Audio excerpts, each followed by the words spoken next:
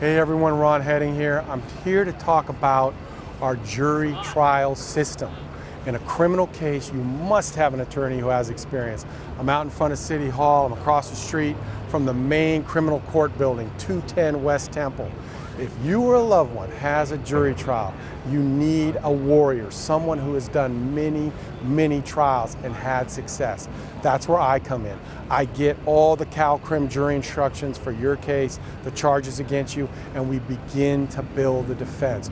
We use investigation, we use motions, and a lot of times we will use you. You will testify. Sometimes it is good to have your client testify, especially if they're credible and they can attack the key elements of the prosecutor's case. So if you've got a jury trial and you need the best, come sit down with me. I will break it down for you. I will show you what it will take to win your case. Having been a criminal defense attorney in Los Angeles for 30 years, I have fought a lot of cases, and I've been behind the 8 ball many times. My client was facing a 3rd strike. He was facing the rest of his life in prison. He goes to Ralph's and he gets some groceries. He's drunk. He comes up to the counter. They claim that he doesn't pay for them. They follow him out. He uses a gun. He takes the groceries. When the police get to his house, the shopping cart from Ralph's is there. So it's a tough case. They wouldn't offer him anything. I go to trial in the case, and this is an example of don't give up.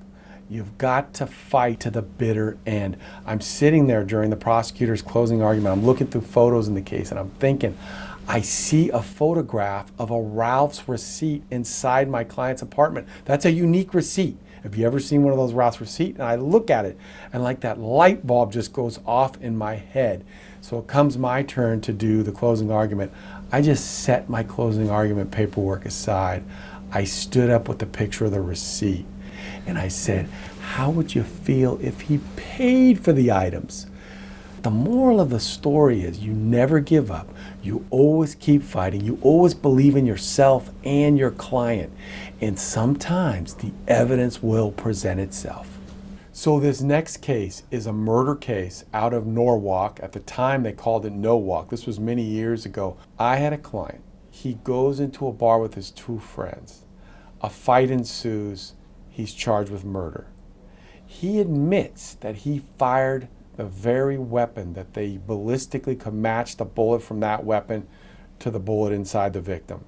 And we end up being forced to go to trial and get the not guilty verdict. What an incredible result for the client. I was so certain that he had such a problem in the case. I went to the head DA and I said, look, my client will take a murder charge. He'll plead to a 15 to life charge. And the prosecutor was so greedy, he said, no, the offer's 25 to life. I said, even if we go to trial and we lose, he's going to get 25 to life. Why would he take that deal? I said, okay, you wanna test this case?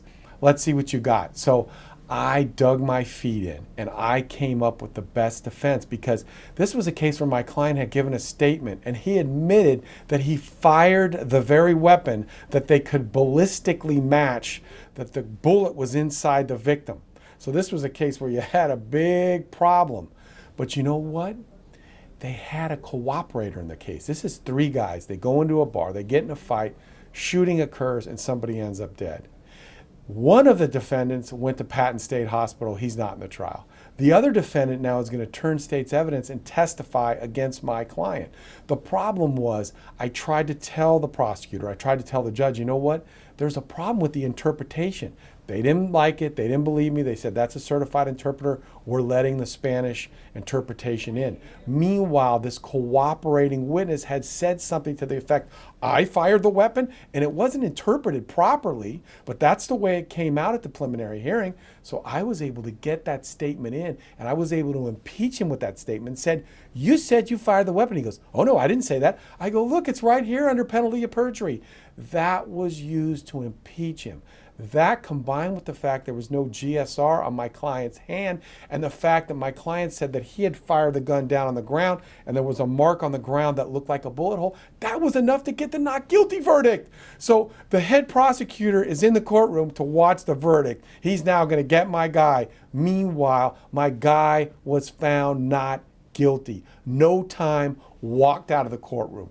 That's what I'm talking about. Hard work, perseverance, skill, and not giving up.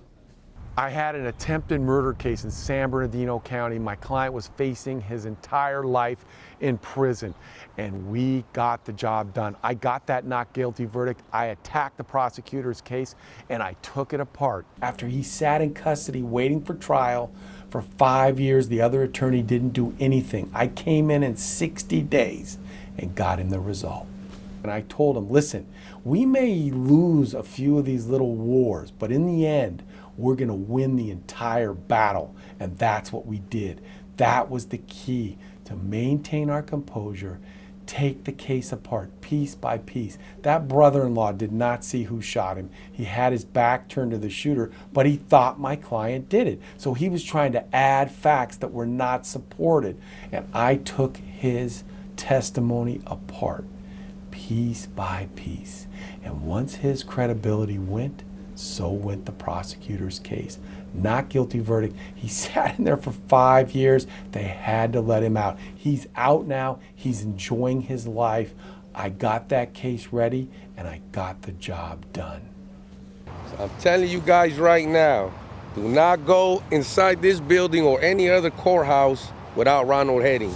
This is the man right here. Thank you.